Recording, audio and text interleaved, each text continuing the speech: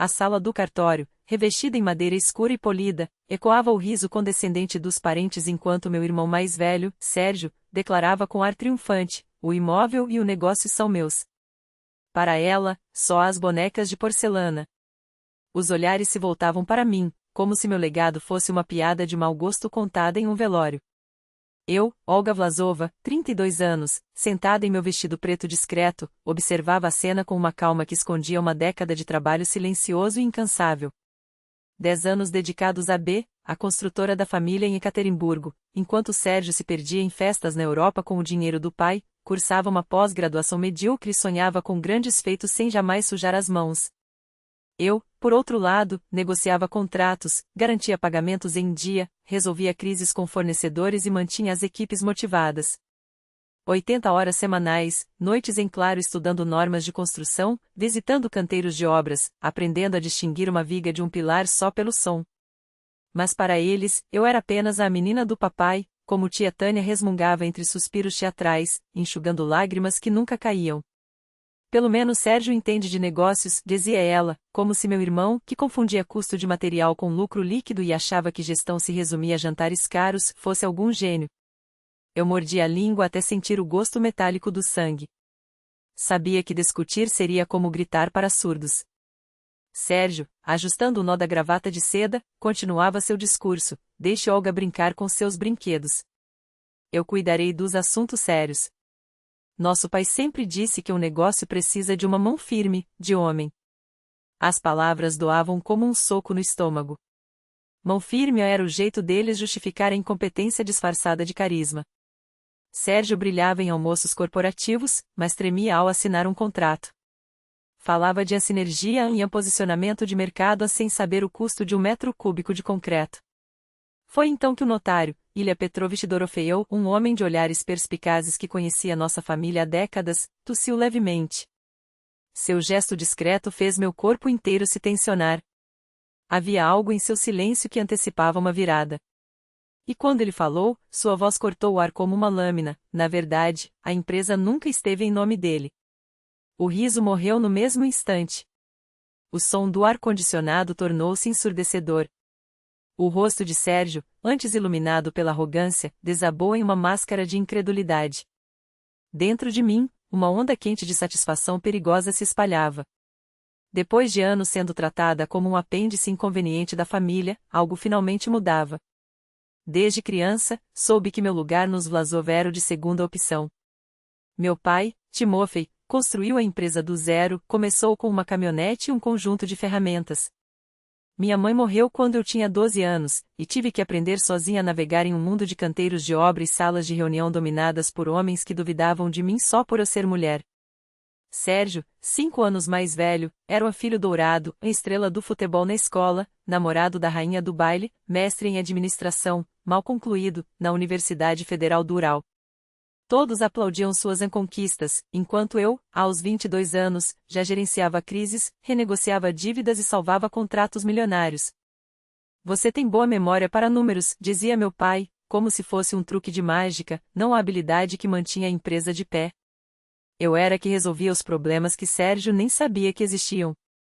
Quando ele decidiu se encontrar em viagens pela Europa, fui eu quem fechou o maior contrato da história da B. Quando nosso principal cliente ameaçou cancelar um projeto de 100 milhões por falhas de comunicação, fui eu quem reconquistou sua confiança. Quando 3 engenheiros-chave ameaçaram sair, reformulei os benefícios e os convenci a ficar. Aprendi a ler projetos, entender leis de zoneamento e negociar com sindicatos. Podia chegar em qualquer obra e, em 5 minutos, identificar riscos de segurança, defeitos de qualidade ou atrasos no cronograma. Sérgio esteve em um canteiro 2 vezes na vida e reclamou que sujou os sapatos italianos. Ainda bem que Sérgio tem a veia de líder dos Vlasov, repetia meu pai nos jantares de família, enquanto todos assentiam, como se a liderança fosse sinônimo de aparecer em eventos com um copo de uísque na mão.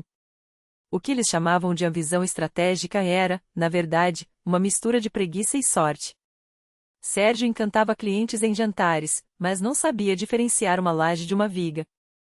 Falava de crescimento exponencial sem entender o que custava erguer um andar. Mesmo assim, eu seguia em frente. Resolvia, apaziguava, construía. Dizendo a mim mesma, um dia eles verão. Um dia meu esforço será reconhecido. Agora, sentada naquela sala, observando os rostos atônitos da família, entendia, meu pai via. A questão era o que ele havia feito com isso. 3 meses antes, na noite em que ele morreu, eu segurei sua mão frágil no hospital. Sérgio estava em Sochi, em algum fórum do setor em que, com certeza, era só uma desculpa para bebedeira e sauna. Enquanto ele voava de volta, eu já havia organizado o velório. Todos esses anos, você foi meu braço direito, murmurou meu pai em um momento de lucidez. Você conhece este negócio melhor que ninguém. Apertei sua mão, pedi para não se preocupar com o trabalho, mas seus olhos tinham um peso, como se houvesse algo não dito. Ele olhava fixamente para sua velha pasta de couro, aquela que nunca o deixava durante o expediente. Olga, sussurrou tão baixo que tive que me inclinar. As bonecas, da sua avó. Não é só memória. Na época, pensei que falava do valor sentimental da coleção de porcelana, passada por gerações. Peças raras, algumas com mais de 100 anos, obras de mestres cujos trabalhos se tornavam cada vez mais valiosos. Mas agora, enquanto Dorofeu folheava os documentos com metodismo, uma dúvida me corroía: e se aquelas palavras tivessem outro significado? Como assim nunca esteve em seu nome? Balbuciou Sérgio, sua voz tremendo pela primeira vez na vida. O notário ajustou os óculos e retirou um processo volumoso da gaveta.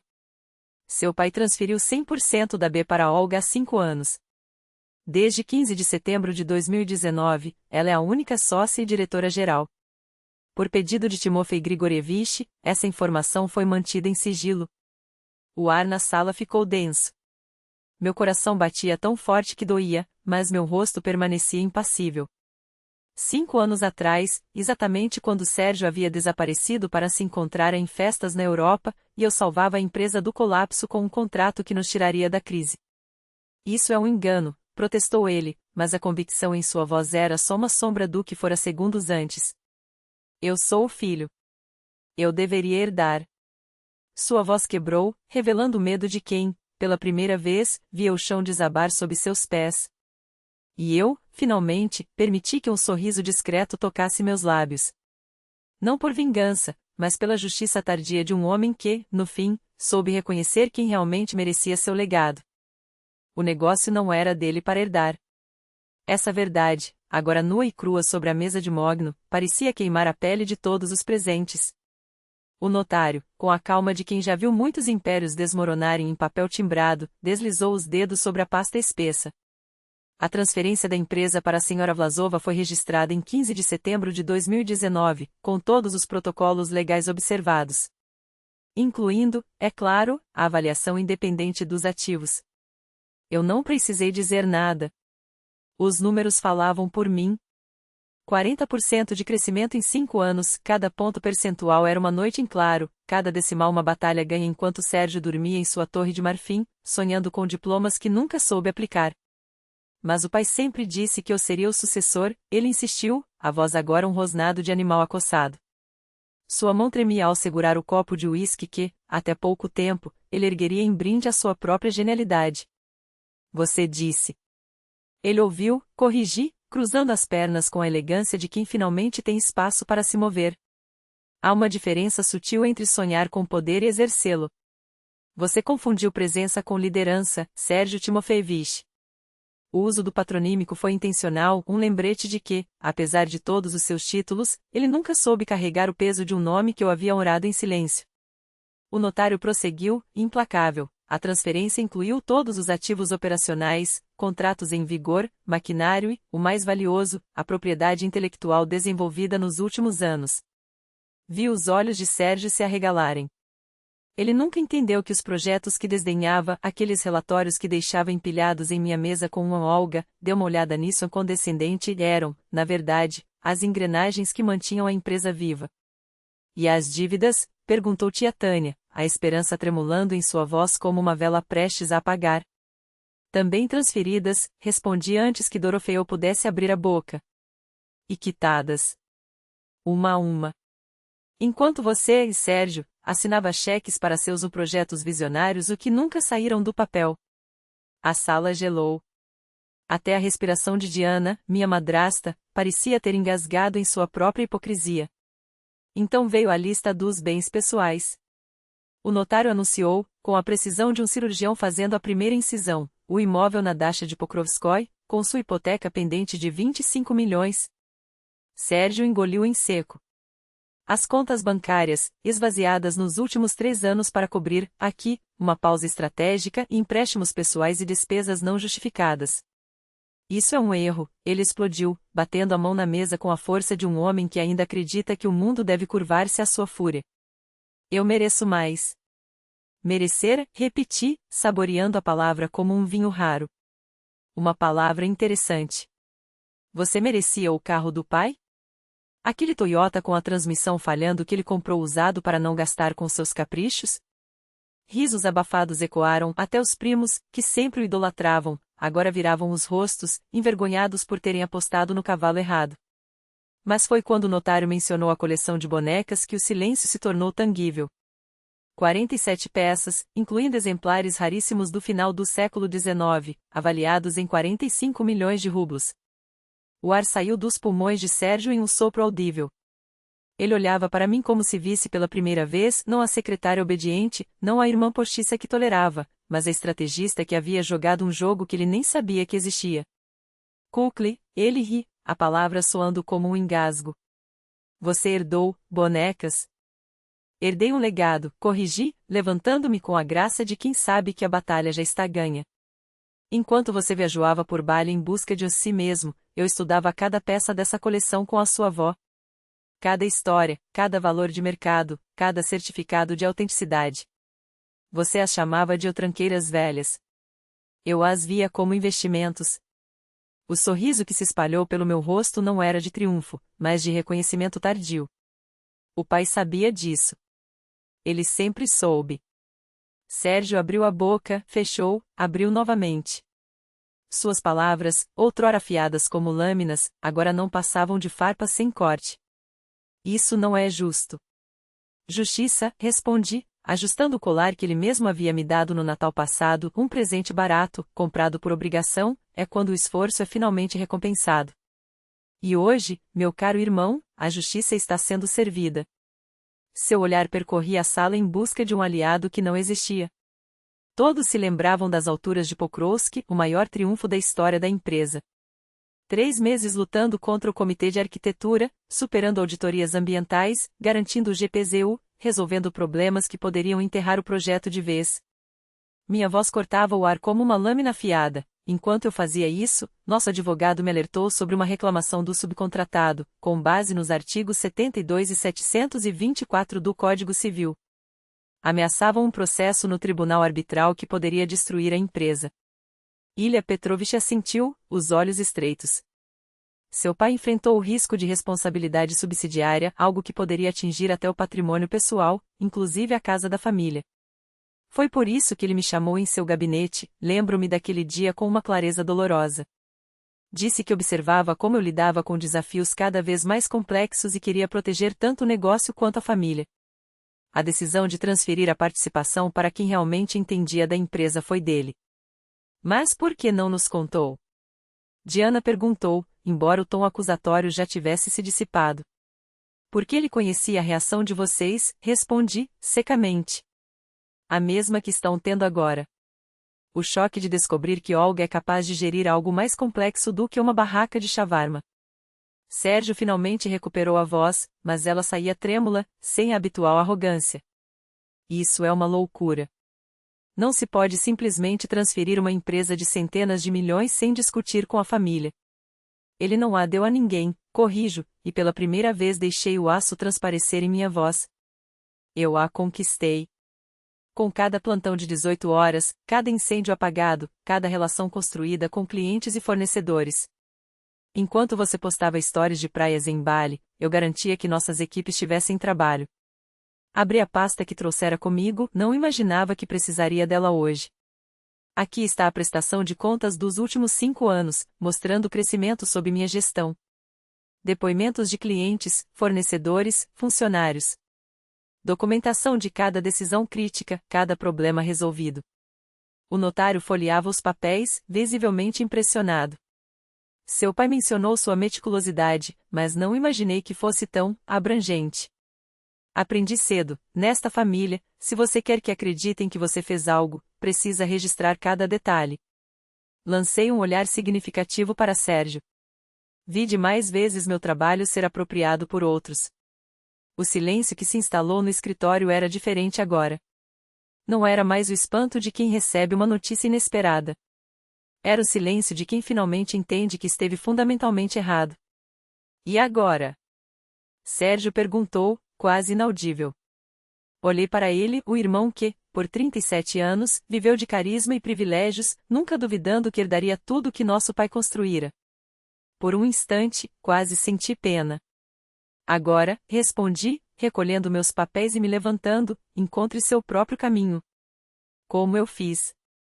Já na porta, me virei. Ah, Sérgio! A empresa não está contratando no momento. Saí do escritório do notário com a postura de quem acabará de se tornar uma das figuras mais influentes do setor imobiliário de Ekaterimburgo. Sérgio emergiu dali com a expressão de quem acabará de ser atropelado por um cãazê. Tia Tânia e Diana cochichavam furiosas no corredor sobre as surpresas injustas em filhos ingratos. Passei por elas com a cabeça erguida, carregando a pasta com 5 anos de provas. Cada página ali era a confirmação de que eu merecia cada copec do que herdara. Olga, espera. Sua voz me alcançou perto do elevador, agora desprovida da habitual petulância, substituída por algo que soava como desespero. Precisamos conversar. Virei-me para encará-lo. O terno caro parecia amassado, o cabelo perfeito, desalinhado. Sobre o quê, Sérgio? Sobre como você nunca perguntou pelo meu trabalho? Como achou que merecia herdar um negócio que nem se deu ao trabalho de entender? Ou sobre como passou a última hora menosprezando minha inteligência na frente de toda a família? Ele abriu a boca e a fechou, claramente percebendo que qualquer resposta só pioraria as coisas. Sabe qual é a ironia? Continuei, entrando no elevador. Eu estava disposta a trabalhar com você. Bastava um pouco de respeito pelo que eu faço, 5 minutos para entender o negócio. Poderíamos ter sido sócios. Mas você estava ocupado demais recebendo tudo de mãos beijadas para notar quem realmente fazia o trabalho funcionar. As portas começaram a se fechar. Sérgio deu um passo hesitante em minha direção, mas levantei a mão. Não. Você fez sua escolha há muito tempo. Decidiu me tratar como se eu fosse invisível, como se meu esforço não valesse nada. Agora, viva com as consequências. Quando o elevador desceu, vi seu reflexo nas portas polidas, sozinho no corredor, rodeado pela mesma família que agora olhava para ele com a mesma mistura de decepção e pena que antes reservavam a mim. 3 semanas depois, sentada em meu novo gabinete na sede da Bruce Troy, analisava os planos de expansão, projetos impossíveis sob a gestão que Sérgio imaginava assumir. A placa de diretora-geral e única sócia sobre a mesa ainda me fazia estremecer de orgulho. Olga Timofeevna, seu irmão Sérgio Timofeevich está aqui, anunciou minha assistente. Diz que é seu irmão. Ergui os olhos dos documentos de projeto. Pela janela, vi a nossa nova obra, um complexo residencial de classe A, energeticamente eficiente, que seria a capa da Comerçante Ural na semana seguinte. Era minha ideia, minha visão, minha responsabilidade. Que entre. Sérgio apareceu com o ar de quem não dormia há semanas. Roupa amassada, cabelo despenteado, a postura de um homem sem alternativas. Bonito gabinete, comentou, sem entusiasmo. Ouvi dizer que estão expandindo para construções ecoeficientes. Sim, respondi, sem me levantar ou oferecer-lhe assentar. Um mercado em crescimento. Estamos nos posicionando como líderes regionais em tecnologias sustentáveis. Ele assentiu lentamente, os olhos percorrendo as paredes, os prêmios, as fotos dos projetos concluídos, os certificados de compliance que eu conquistei enquanto ele buscava seu propósito. Olga, finalmente forçou as palavras. Preciso de um trabalho. O pedido pairou no ar entre nós. Entendi. Era o momento que, no fundo, sempre soube que chegaria. Sérgio Vlasov, o menino de ouro que nunca trabalhou um dia sequer, pedindo emprego à irmã mais nova. Sinto muito, disse, sincera. Mas não temos vagas abertas. A propriedade era minha irrefutável, inquestionável quando a verdade veio à tona. Aprendi, à custa de anos observando homens como ele, que a vingança mais refinada não é o grito, nem o escândalo, nem sequer a humilhação pública. É o silêncio. É deixar que, aos poucos, eles percebam que a mulher a quem subestimaram durante anos era, na verdade, a única que sempre soube onde estavam as rédeas. E agora, Sérgio, as rédeas estão nas minhas mãos. M.